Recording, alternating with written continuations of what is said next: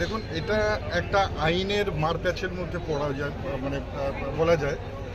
কিছু আমার কেসের সঙ্গে কিছু লোক যারা জড়িত রয়েছে তারা বেশ কিছুদিন হলো কোর্টে হাজিরা দিচ্ছেন, যার জন্য কেসটা কমিট হতে পারছেন না।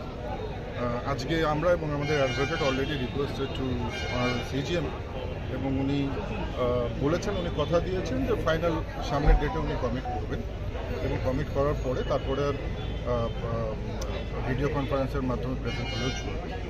এবং এই যে কেসগুলো জানেন, এগুলো সমস্ত ভিত্তিহীন কেস, রাজনৈতিক চক্রান্তমূলক কেস, এবং এই সমস্ত কেসে যে কেসের ধারা রয়েছে সেই ধারাতে ভারতবর্ষে আজ পর্যন্ত কারোর কোনো রকমের সাজা হয়নি বা কেউ দোষী সাব্যস্ত হয়নি। একেবারেই একটা বেসলেস কেস, কিন্তু বারবার আসতে হচ্ছে। এটা বলা যায় আইনের জটিলতা রয়েছে, আপনারা জানেন। ভারতবর্ষের যে আইন ব্যবস্থা, আমরা তাকে সম্মান করি, এবং সেই কারণে আমরা আজকে আসি। পরে কবে ডেট হলো? পরে নেক্সট মাসের ডেট হয়েছে। আমরা সেই ডেটে বাকি যারা রয়েছে এই কেসের সঙ্গে তারাও নিশ্চিতভাবে উপস্থিত থাকবার চেষ্টা করবে, সেই কথা।